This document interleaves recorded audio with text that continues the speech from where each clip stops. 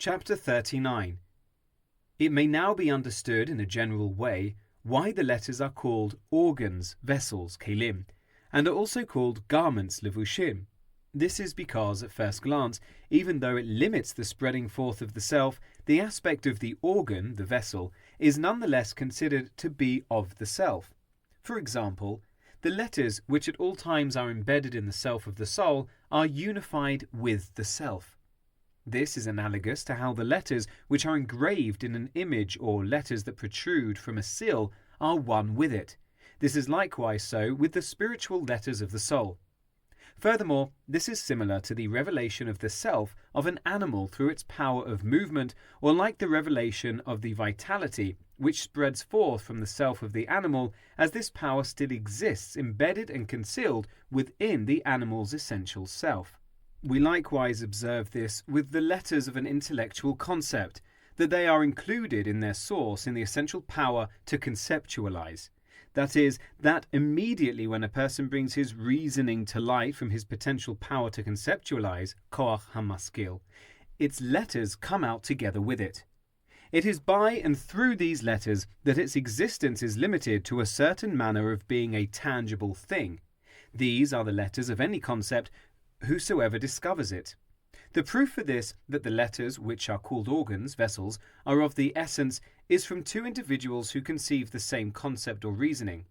One will bring it out with certain letters and combinations, while the other will bring it out into revelation with a different manner of letters and combinations. However, the concept remains the same. This is like the various commentaries of the Talmud, such as the commentaries of Rashi and of Tosafot, the Rosh or the Ran, and the like. Sometimes they may all be explaining the very same concept or reasoning, each one in his own unique language nonetheless. All their explanations amount to the same matter and intent, except that each one explains it according to the letters of his intellect, etc., as explained elsewhere. This is because when the concept itself is born, its letters are born along with it, through which it takes on tangible appearance as an aspect of a something, and even though the letters depict and define it, they nonetheless are considered to be essential to it. This is likewise the case with the letters of desire and the letters of the emotions, such as the love of the heart, etc. It becomes revealed by the aspect of its letters, which are what define the light of kindness, giving it the aspect of a type of revelation as a tangible existence in various different manners, such as a single concept which becomes revealed through different combinations of letters, etc. This then is what is called the aspect of organs, vessels, kelim. This is the aspect of the something which depicts and defines, but is nevertheless considered to be essential. For example, the aspect of all the organs, vessels of the 10 Sefirot, such as the organ, vessel for the light of Chokhmah, the organ, vessel for the light of Chesed and of Netzach, etc., which is the aspect of that something which depicts them as known. This is in accordance with what was explained in chapter 28, that from the thickening of the lights, the organs, the vessels, are made. Furthermore, it was also explained that the root of the organs, vessels, preceded that of the light and is called the simple substance, chomer pashut, etc. This is understood from what was said above regarding the letters which are in the essential self of the soul, that they even preceded the root for the existence of the light of the essential desire and pleasure, etc. However, notwithstanding all of the above, it is also true that the letters are sometimes called by the term garments, levushim. This is because the aspect of a garment, levush, is something that is completely separate from the essential self. It is only that the self becomes vested in it. This is similar to how the body becomes vested within garments that are foreign and separate from it, which cover and conceal it. This is similarly the case with the letters of the intellect. Once they come into being as existing in a tangible way, the essence of the intellect becomes vested and concealed within them, so that all that is revealed is only the aspect of the letters of the concept, which is the manner in which it becomes a tangible something, as if there were nothing besides this manner. In truth, however, the essential light of the concept is not confined to this specific manner of combinations of letters. Rather, this combination of letters may be exchanged like a garment, and the concept may be invested into a completely different manner of letter combinations. However, none of these letter formations actually reach the essence of what the concept is altogether.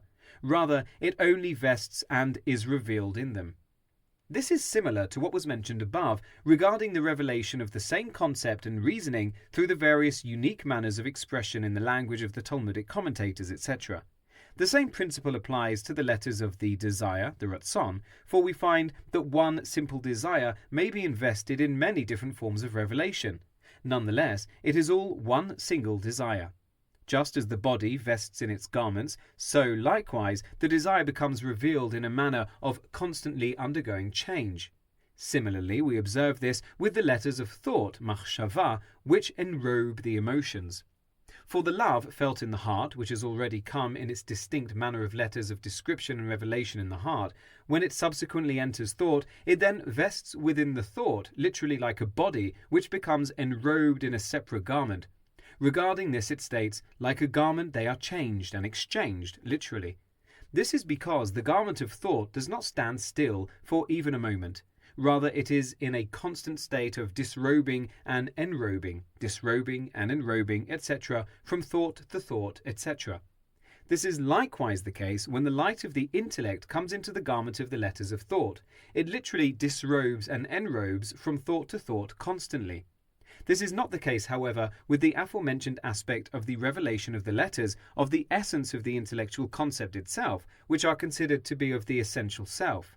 They only appear to be exactly like the garment of the letters of thought after they come into the being as a tangible existence, separate and apart from the essence of the intellect, as explained above. From all the above we find that it is understood that both matters are true in the root of the aspect of the letters. Sometimes they are in an aspect of organs, vessels, kelim. This is when they are still in the root from which they are hewn, completely unified with the self, as explained above. However, they also come into an aspect of garments, levushim, which are totally separate from the self, as explained above. This is because the root of the letters is from the aspect of the encompassing lights, makifim, which are the root of the garments, levushim, and furthermore the root of the organs, the vessels, kelim, which define and depict, etc., is also from there, as stated above and as explained elsewhere. From all of the above, it may be generally understood how it is above in godliness by a person who contemplates all the aspects of the garments of thought, speech, and action, and the three types of letters that there are throughout all the particulars of the 10 Sefirot, and throughout the entire chaining down of the world, Hishtalshelut, all the way to the highest heights in the essential self of the infinite light, Atzmut or Ein Sof, in the letters that he engraved and engraving in the upper purity, and the like. This will suffice those of understanding.